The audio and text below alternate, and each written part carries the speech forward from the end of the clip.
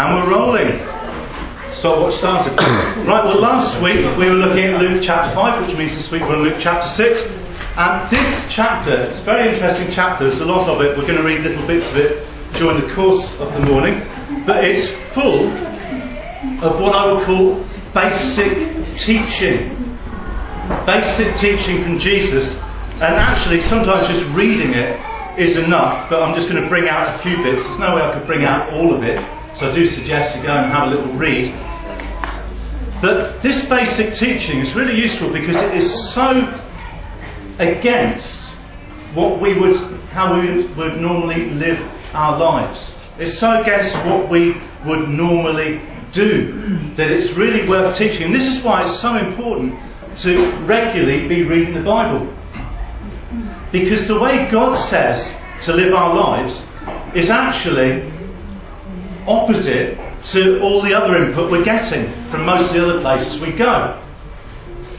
For example, most places and most people I talk to say that if somebody punches you, you punch them back. Yeah. But harder. It's like that's kind of that's what most people think. That's what, if you watch EastEnders, you know, it happens, doesn't it? They punch you and they're punching back, but harder. And it's like it's the basic way of life. And this is why, like I say, it's so important to be reading God's Word, because God's Word says differently. Jesus actually gives us teaching which is higher than that and different to that. And we need to take it into our souls, because if we don't take it in, then we probably, or definitely, won't find ourselves doing it. I found there's 8 different points here, and like I say, there's no way I'll get through them all. But the first one was Jesus' thoughts on the Sabbath day, which is very interesting. I'm going to come back to that one later on. Another one was praying and making decisions. We'll see how Jesus did that. The other part they call the Beatitudes, or God's attitudes I call them. Fourthly, how to deal with enemies. Fifthly, judging others. That's an interesting one. Sixthly, giving. Seventh, producing good fruit in our lives. And 8, having solid foundations in our lives. Those are 8 things which we can get from this chapter. Where to start? I don't want to start at the beginning. I want to leave the beginning to the end. Makes sense? So I'm going to go on to the bit where it says dealing with enemies. I thought that's a good place to start. I might come back to some of the others later, but like I said, we've got the Bible study notes and we've got time to read it. So I'm going to read this bit, dealing with enemies. It starts at verse 27. And just listen to this and watch it and see how different it is to like what goes on around us. Jesus says, "But I tell you who hear me, love your enemies. Do good to those who hate you. Bless those who curse you. Pray for those who mistreat you. If someone strikes you on one cheek, turn to him the other also." And by the way, that doesn't mean like... You can imagine being hit on one cheek, like that. And then, as you're following through your punch, you are technically turning the other cheek. You see that? You get punched there, and technically, as you swing around, you are turning the other cheek. He didn't mean that. He means actually, don't respond to violence with violence. Don't respond to like with like. If someone strikes you on one cheek, turn to him the other cheek also. If someone takes your cloak, do not stop him from taking your tunic. Give to everyone who asks you, and if anyone takes what belongs to you, do not demand it back. Do to others as you would have them do to you. Now, this is so different. I'll just carry on, and then we'll talk about some of these differences. If you love those who love you, what credit is that to you? It's like anyone can love their mates, can't they? Yeah, I'm a good guy. I love my mates. I'm really good friends with them. Anyone can do that. You know, it's like, and I've got to bring on to rugby somehow. It's like easy to be mates. If you're Welsh, it's easy to be mates with the other Welsh people.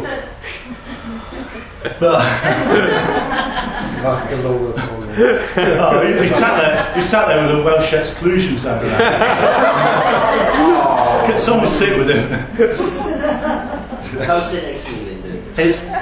But love is all around. yes, you should feel loved as well. But it's easy to like love your mates and be pally with your mates. But to those who aren't necessarily your mates, that's a lot harder, isn't it? Even sinners love those who love them. And if you do good to those who are good to you, what credit is that to you? You know, if someone gives you a birthday present, yeah, let me buy you a birthday drink. It's like, you know, it's like anyone can do that. Even sinners do that. See, I told you. And if you lend to those from whom you expect repayment, what credit is that to you? Even sinners or bankers lend to sinners, expecting to be repaid in full. But love your enemies, do good to them, and lend to them without expecting to get anything back. Then your reward will be great, and you will be sons of the Most High, because He is kind to the ungrateful and wicked. Be merciful, just as your Father is merciful. Now, when we're reading this, it's quite important not to take it. We should take the Bible literally, but not over literally. We have to understand what He's saying, because you could quote me on that. You could say, I mean, I'm surprised anyone hasn't. Tony, you just read out lend without expecting repayment. Right, so you could say, Tony, can I borrow a £5? Because you just said lend without expecting repayment. Forget it. Let's just go straight for 50. Yeah. I don't even have a 50. I can lend you an open fruit. There we go. Not expecting repayment there. But Jesus did talk in extremes. Just that was the way the rabbis taught in those days. They taught in extremes, almost to get people's attention. And the people who were hearing that would have realised that. So when we have to understand that when we're reading the Bible, when He's saying lend without expecting repayment, He's not saying everyone who comes to you, you know, you lend him a £5, don't expect it back. He's just saying have a giving heart to people. And I had a situation. I hope they're not watching on video. I'll better be quite vague about this actually. But we've lent money a few times to people, and we haven't always got it back. And I have wanted it back. And sometimes there's been a little bit of a misunderstanding, like, oh, I thought you were giving it to us. But really, I think what this is meaning is we haven't gone round to their houses, knocked on the door with a heavy mob and threatened to break their kneecap and stuff like that. And you know, we actually lent some substantial amounts of money to people. We didn't get it back. But with the attitude of Jesus, it kind of means don't hold it against them. Don't not be friends with them. Don't hate them. Don't get them beaten up. That sort of thing. It means lend, and if you don't get it back, then get on with life. Have that sort of attitude. And actually, once we lent some money to someone, and we didn't get it back, and we thought, oh well. And then one time, it must have been about 5 years later, they actually came and gave it to us, and it was really good because yeah, a couple of £100. It's like a present. So it can be good, but it's just the heart. And if we look at these things, it's all having a heart that Jesus had. It's having a heart of unconditional love. And going back to what He says in verse 28, bless those who curse you, pray for those who mistreat you. Again, if someone's mistreating us, the best thing we can do is pray for them. If someone's been horrible to us, do you know why the best thing to do is to pray for them? Because it's best for us. if somebody is like making our lives miserable and just giving us a bad time, then if we're praying for them, what we're actually doing is two things. First of all, we're praying to God for them, so actually God might touch their lives and make them a nicer person. That's got to be good for us, isn't it? And secondly, we're actually, as we're praying for them, we're keeping our own spirits sweet. So if someone's causing us a load of grief, think about this, and we're praying for them, it's keeping our own spirits sweet, because sometimes the person who's giving us grief, we might not see much of them, they might give us grief for things. So, for example, if someone has been giving me grief over the last week, they might not be here now. And if I'm like, and all wound up and stressed, it's me who's been damaged here.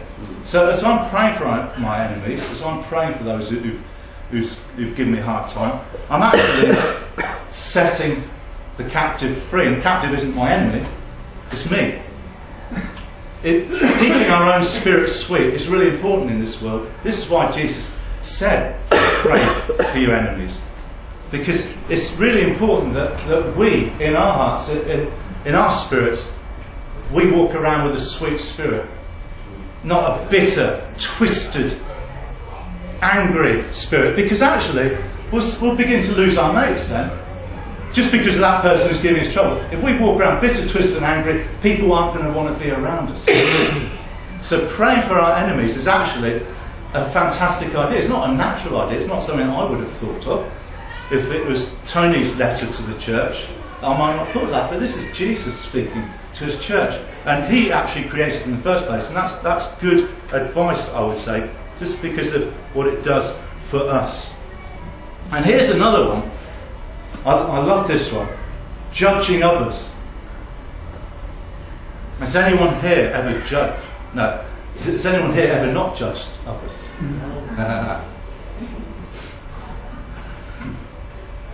It says, do not judge. And this is, like I say, basic teaching of Jesus. Do not judge and you will not be judged. Do not condemn and you will not be condemned. Forgive and you will be forgiven. And this actually all goes back to the way Jesus treats us. He's taken our judgment. He's not going to judge us. He's not going to condemn us. And he is going to forgive us. And we don't deserve that. We don't deserve not to be judged. We don't deserve not to be condemned. And we don't deserve not be forgiven. So that's double negative. But you know what I mean. We don't deserve not to not be forgiven. So if he's treating us like that, then really we should learn from that and treat others the same way. Do not judge, do not condemn, and forgive. And then he goes on to tell a parable. This is verse 41. I love this. This is one of my favourites. It's on the front of the news sheet. Why do you look at the speck of sawdust in your brother's eye and pay no attention to the plank in your own eye? How can you say to your brother, brother, let me take the speck out of your eye, when you yourself fail to see the plank in your own eye? You hypocrite! Again, he's talking extremes here, because I've never seen somebody with a plank in their eye. Apart from, not even when I worked on the building site, no one ever walked with a plank in their eye. Yeah, they might have smashed the plank occasionally, but they didn't actually walk around with a plank in their eye. Anyway, so he's talking extremes. Take the speck out of your eye. When you yourself... Sorry, how can you say to your brother, let me take the speck out of your eye, when you yourself fail to see the plank in your own eye? You hypocrite, first take the plank out of your own eye, and then you will see clearly to remove the speck from your brother's eye. Again, it's easy to judge people. I've done the judging, I've been on the end of the judging. And I love it. I love it when... Sally told me not to give any specific examples, but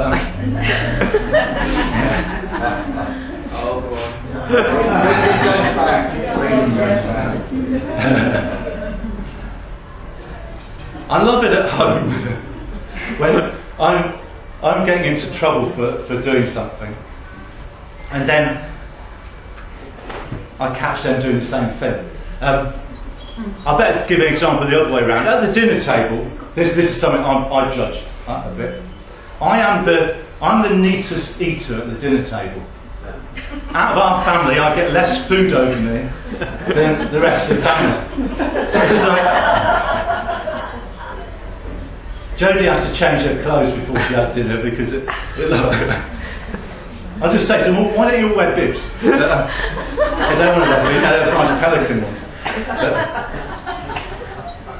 And you can guarantee that one of the rest of the family, not me of course, one of the rest of the family is going to get dinner over them. And it's just because they don't eat properly. I use science here. I know that gravity pulls things directly downwards, right? It doesn't pull things downwards at an angle. So when I'm eating, see, this is how to eat here. Lessons on how to eat. I eat with not my head in the plate, my head directly over the plate. Therefore, if I drop any food, it drops onto my plate. If you're eating, and there's a big, it's the gap thing, and mind the gap. If there's a big gap between the table and you, and the plates there, edge of the table there, you're there, it's like only one thing's going to happen, isn't it? You know, you use a fork sometimes, but it's like a gravy dinner or a sauce dinner. Using a fork, it's going to drip. It's going to drip, and it's drip, dripping over the table, drip. Oh no, it's gone over my trousers. Oh, it's dripped on my shirt. Oh, how unlucky am I? No, you're not unlucky. You're not unlucky at all.